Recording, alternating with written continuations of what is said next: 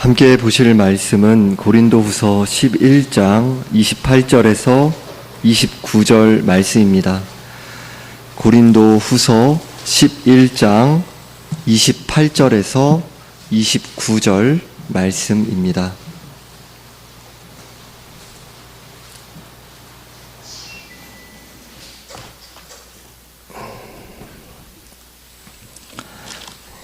합독하시겠습니다. 이 외의 일은 고사하고 아직도 날마다 내 속에 눌리는 일이 있으니 곧 모든 교회를 위하여 염려하는 것이라. 누가 약하면 내가 약하지 아니하며 누가 실족하게 되면 내가 애타지 아니하더냐. 아멘. 오늘 본문 28절에서 이 외의 일은 고사하고 아직도 날마다 내 속에 눌리는 일이 있으니 곧 모든 교회를 위하여 염려하는 것이라 라고 말씀합니다. 바울이 복음을 증거하며 안 문맥에 기록한 고난들, 수많은 고난의 목록들을 이야기했었는데요. 이런 많은 고난이 있었지만 다 말하지 않겠다라고 하며 바울의 마음을 누르고 있는 모든 교회를 위한 염려에 대해 말하고 있습니다. 바울이 자신이 겪은 여러 고난들에 대해 말한 이후에 교회에 대한 염려를 말하고 있는 데에는 바울이 겪은 고난들 중에 가장 큰 것이 바로 교회를 위한 염려다라는 것을 가리키는 그런 강조하는 의미를 담고 있습니다. 바울의 가장 큰 기쁨도 교회로 인한 기쁨이었고 교회를 사랑하고 기뻐하기에 교회를 통해 듣고 접하게 되는 문제들이 바울에게 염려가 된 것입니다. 바울뿐만 아니라 참 구원신앙을 은혜로 소유하게 된 모든 신자는 교회를 중심에 두며 살아가게 되는 마음이 주어지게 되었습니다. 교회를 사랑하고 또 기뻐하며 교회의 여러 문제들을 만나게 될 때 염려하는 마음을 갖게 된 것입니다. 우리들이 내가 진실로 예수 그리스도를 나의 구원자이시며 주인이신 주님이 되시는 분으로 믿는 참 구원신앙을 소유하게 된 자인지 분별하는 여러 기준 중에 하나는 교회를 사랑하는 마음이 나에게 있는가라는 것을 점검하는 것입니다. 구원의 은혜를 입은 사람은 교회 때문에 염려하고 때로는 고뇌할지언정 그럴 때가 분명히 있죠. 그러나 교회를 사랑하지 않을 수 없기 때문입니다. 교회가 완벽하기 때문이 아닙니다.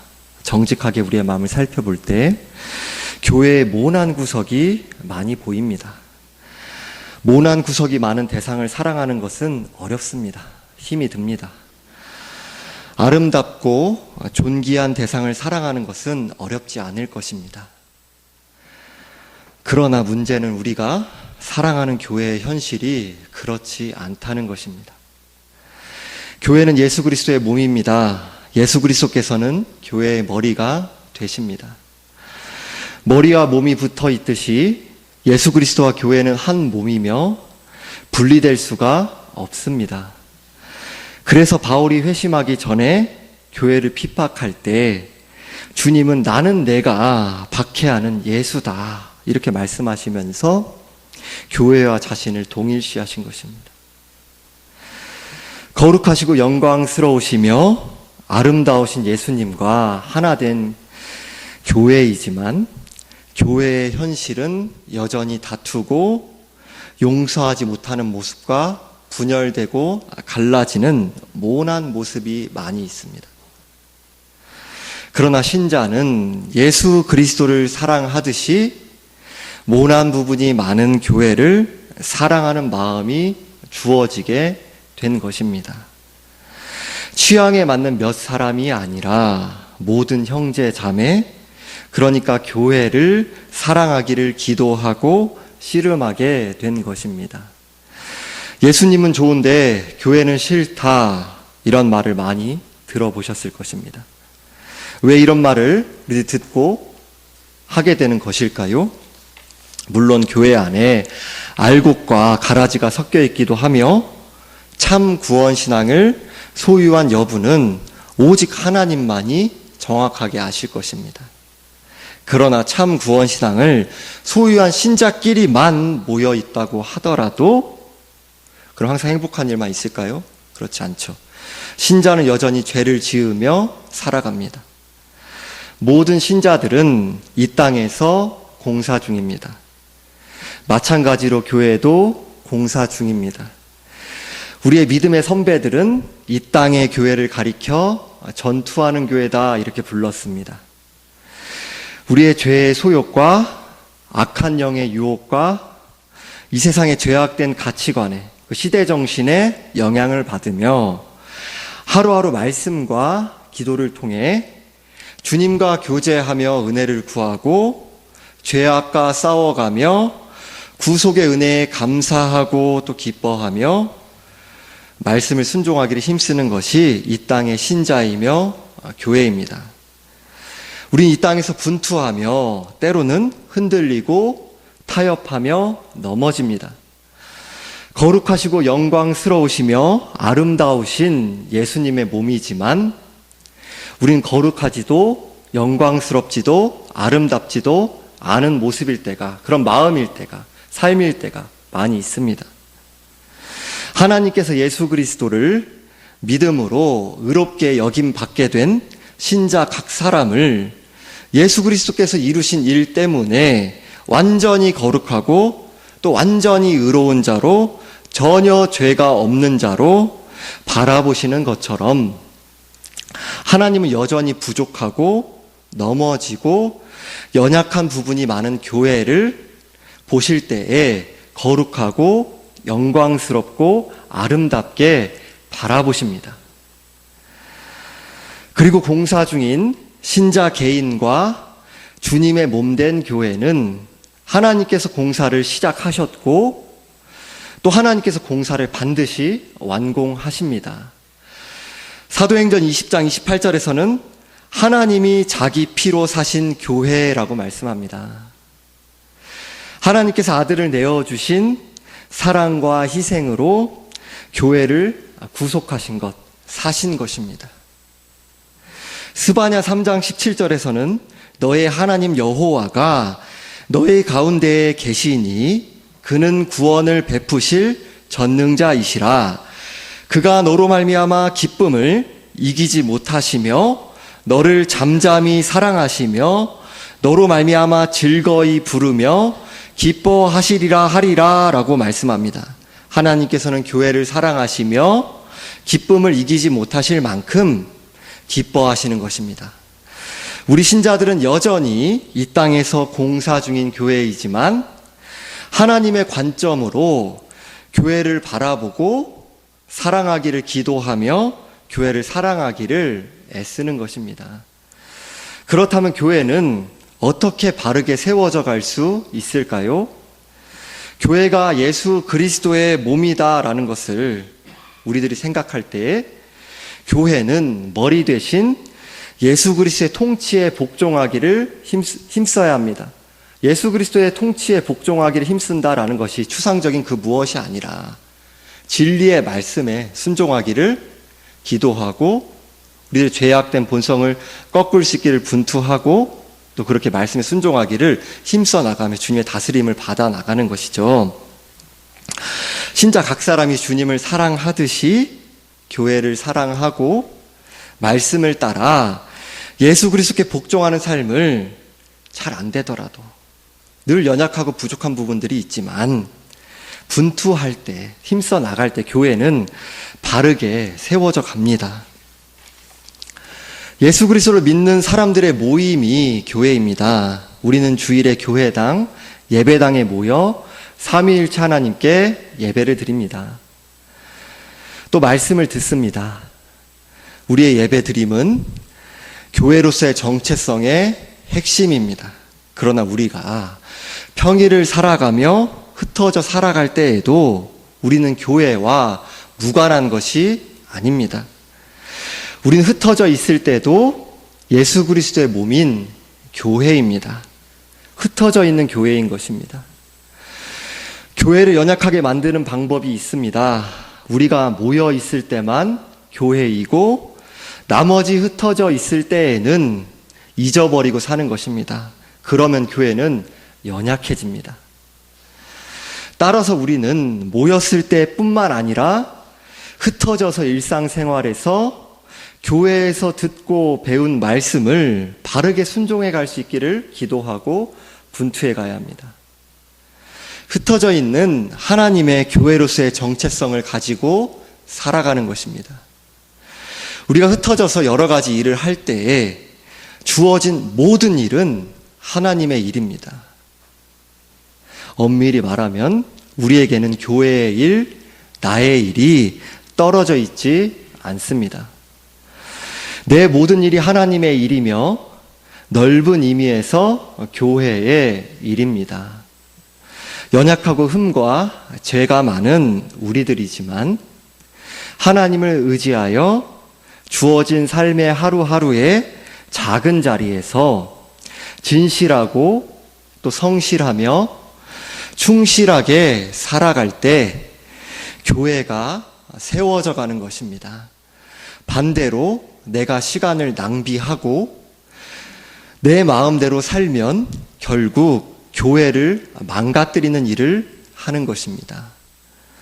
모든 일을 하나님의 일답게 감당해 가는 것이, 또 그러기를 분투해 가는 것이 우리의 교회로서의 사명입니다. 또한 하나님께서 죄악된 세상 가운데 교회를 세우시며 신자를 흩어지는 교회로 세상 가운데 두시는 이유는 유일한 생명 대신 예수 그리스도의 복음을 존재로, 입술로, 삶으로 증거함으로 죽은 영혼들이 생명 되신 예수 그리스도께 나아오도록 하시기 위해서입니다. 아름답고 화려하게 보여도 생명을 줄 수 없는 곳이 죄악된 세상입니다. 신자든 불신자든 사회 속에서 숨가쁘게 살아가며 숨막힐 것 같은 무한 경쟁의 현실 속에서 아등바등하며 살아갑니다. 교회가 존재하는 이유는 단지 사회에서 조금 더 잘 살고 잘 적응하도록 만들어주기 위해서가 아닙니다. 그것은 꼭 교회가 아니어도 할 수 있는 일입니다. 교육기관도 할 수 있고 사회기관도 할 수 있죠. 그러나 교회만 할 수 있는 일, 신자들만이 하나님께 은혜를 받아 할 수 있는 일이 있는 것입니다. 신자는 불신자분들과 똑같은 일을 하고 진실하며 성실하며 충실하게 살아가기를 기도하고 분투하되 사회에 동화되어서 살아가는 것이 아니라 진리를 따라 세상과 구별되는 긴장과 이질감 속에서 생명 되신 예수 그리스도를 존재와 삶으로 증거하며 죽어있는 세상에 생명의 빛을 비추이기 위해 교회와 신자들이 존재하는 것입니다. 이어서 오늘 본문 29절에서는 누가 약하면 내가 약하지 아니하며 누가 실족하게 되면 내가 애타지 아니하더냐라고 말씀합니다. 바울이 교회와 다른 신자들에 대해 염려하고 다른 형제자매들의 약함과 실족에 대해 애타는 이유는 교회를 향한 지체의식을 갖고 있었기 때문입니다. 고린도전서 12장 26절에서는 만일 한 지체가 고통을 받으면 모든 지체가 함께 고통을 받고 한 지체가 영광을 얻으면 모든 지체가 함께 즐거워하느니라 라고 말씀합니다. 오늘날 교회에는 개인주의가 만연합니다. 나 개인이 은혜 받고 나 개인이 성장하는 것에만 몰두되는 경향이 짙습니다.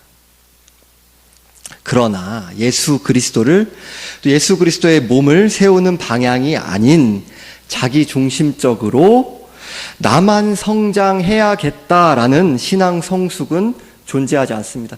누가 나만 성장해야겠다라고 생각을 하겠어요. 하지만 사실상 우리 삶의 모습이 그렇게 나타나는 것이죠. 교회가 예수님의 몸이라는 것을 생각할 때 몸의 한 부분만 비대해지는 것은 참된 성장, 아름다운 성장이 아니지 않습니까? 참 신앙 성숙은 하나님을 알아가게 힘쓰고, 그러니까 우리들이 교회에서 사랑하고 섬기고 주님의 몸된 교회를 세워간다라고 했을 때 그것은 내가 행위로 사랑하고 섬겨야지, 내가 그 가운데 희생해야지, 나의 것을 많이 내어줘야지, 물론 이런 과정이 필요합니다.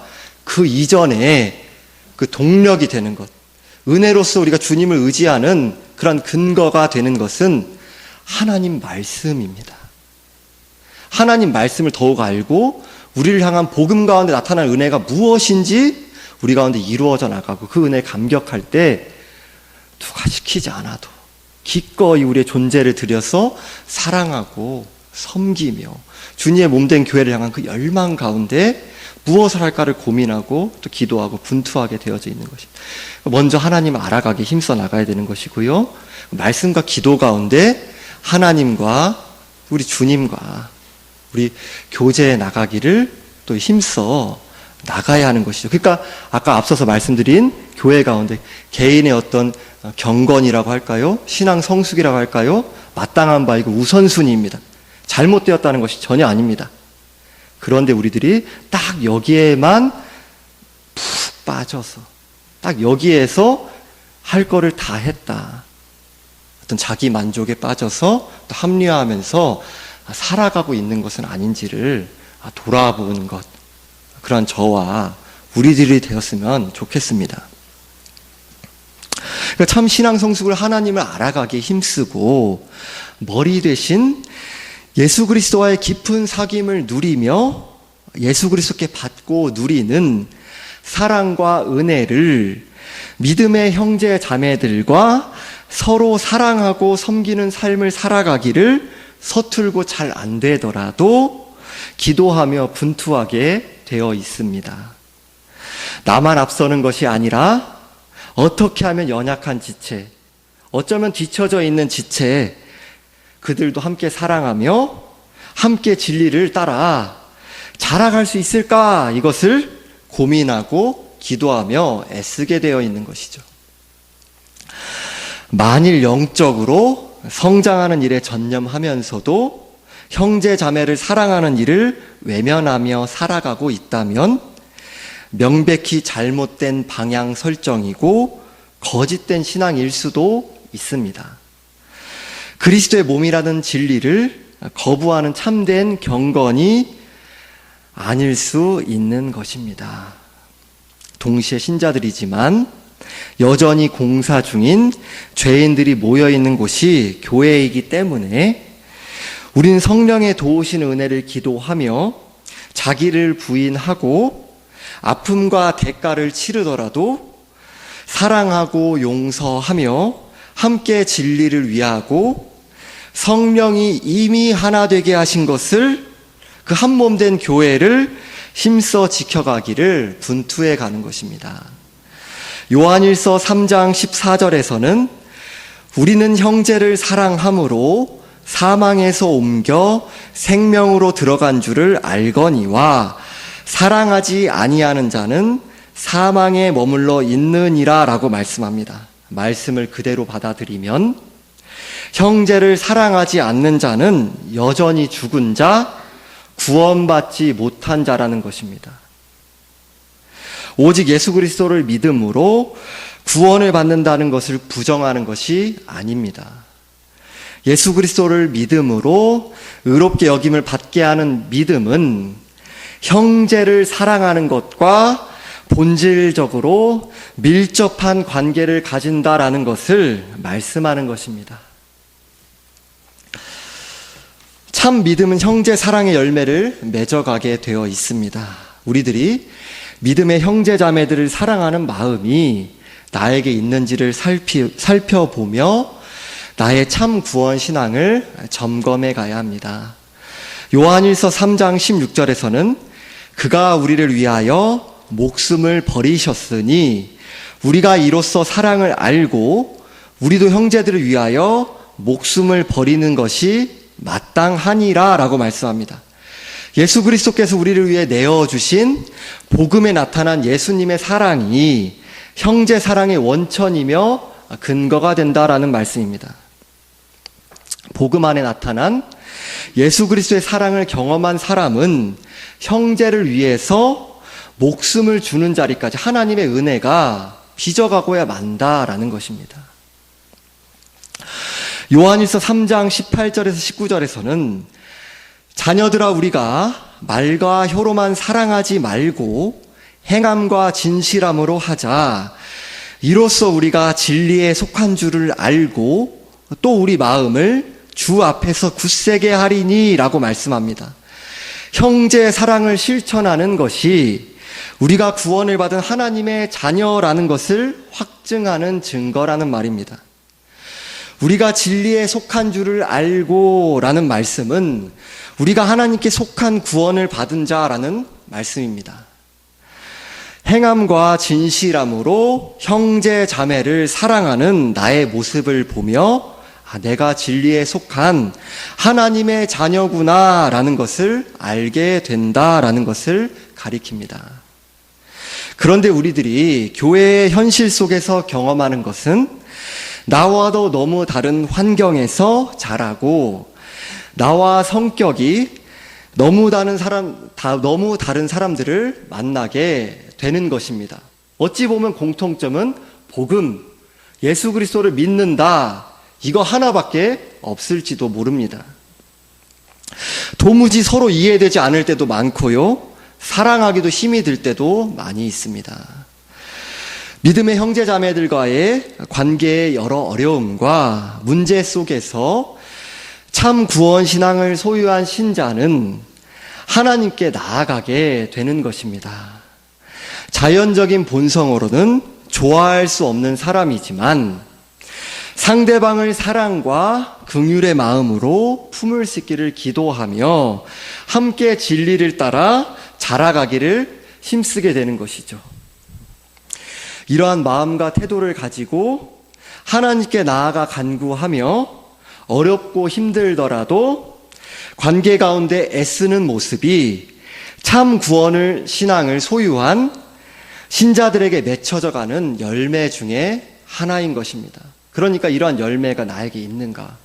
교회에 있으니까 끼리끼리만 사랑하고 어울리고 나랑 관계 맺기 어려운 사람들은 어떻게 해서든지 관계 가운데 우리들이 이제 바라보지 않고 또 외면하고 더 이상 사랑하고 섬겨나가고 한 지체의식을 가지기를 포기하고 또 그렇게 그 그룹만 나에게 내가 가까워지고 내 관계 맺기 쉬운 그 그룹만 유지해 나가기를 힘쓴다, 그런 모습이 지속된다 라는 것은 내가 그런 모습을 고집스럽게 나아가고 있다면 참 구원 신앙을 가지지 못한 자인 것입니다. 예수 그리스도를 믿고 있지 않은 것입니다.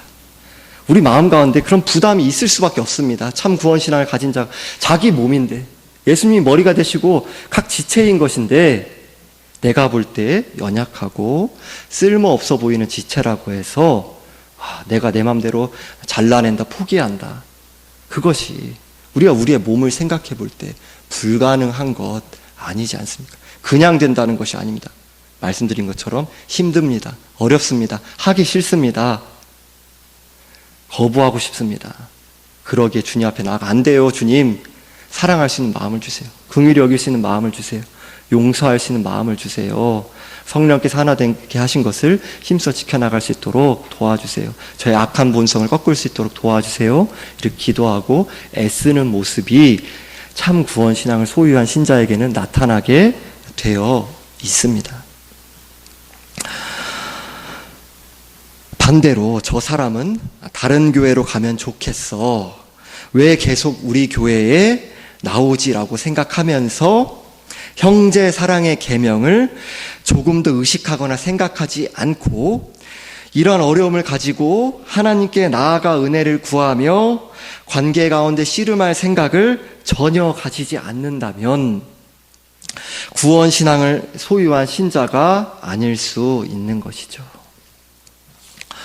형제 자매를 사랑하는 마음은 하나님의 무한한 은혜와 사랑과 용서와 오래 참음을 경험해왔고 또 경험하고 있는 참된 신자들에게 나타나게 되어 있기 때문입니다.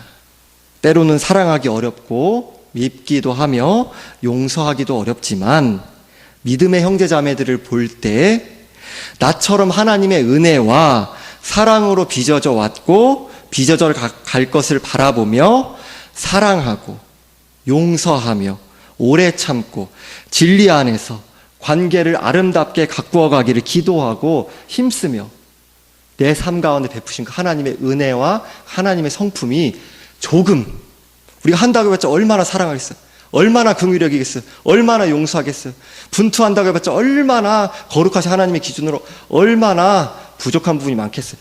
조금 하나님을 닮은 성품이 우리 가운데 묻어나오고 흘러나오는 것입니다. 제가 에베소서 2장 13절에서 14절 말씀을 읽어드리며 마무리하겠습니다. 이제는 전에 멀리 있던 너희가 그리스도 예수 안에서 그리스도의 피로 가까워졌느니라. 그는 우리의 화평이신지라 둘로 하나를 만드사 원수된 것 곧 중간에 막힌 담을 자기 육체로 허시고. 아멘.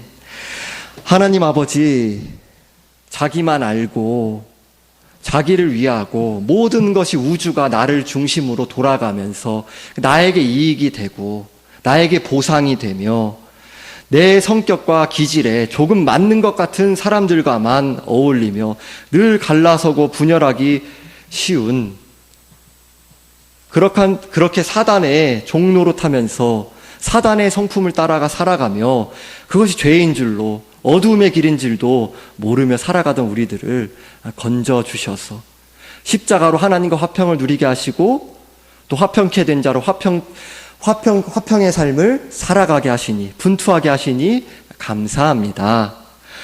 우리가 흩어지는 교회로 가정에서 직장에서 삶의 자리 가운데서 생명의 복음을 존재로 입술로 삶으로 흘려보내게 하시니 감사합니다. 누가 보든지 보지 않든지 오직 주님을 의지하며 주님께 간구하며 주어진 자리에서 모든 일이 하나님의 일이다라는 정체성을 가지고 진실하고 신실하고 충실하게 힘써 살아가기를 애쓰며 오직 주님께 영광 돌리기를 분투하게 하여 주옵소서. 그리고 우리 삶 가운데 전혀 어떤 사람도 나 혼자서는 교회를 이룰 수가 없고 나 혼자서는 교회가 세워지지 않고 나의 어떠함이 아니라 내가 볼 때 아무리 부족하고 못나 보이고 쓸모 없어 보이는 지체라 하더라도 하나님 나라 안에서 주님의 몸된 교회 안에서 각자의 역할이 있고 각자의 자리가 있고 함께 진리를 위하며 사랑하고 섬겨 나가기를 애써 나갈 수 있는 그런 인식과 기도와 애씀이 우리 가운데 이루어져 나갈 수 있도록 도와주옵소서. 감사드리며 우리 주 예수 그리스도의 이름으로 기도드리옵나이다. 아멘.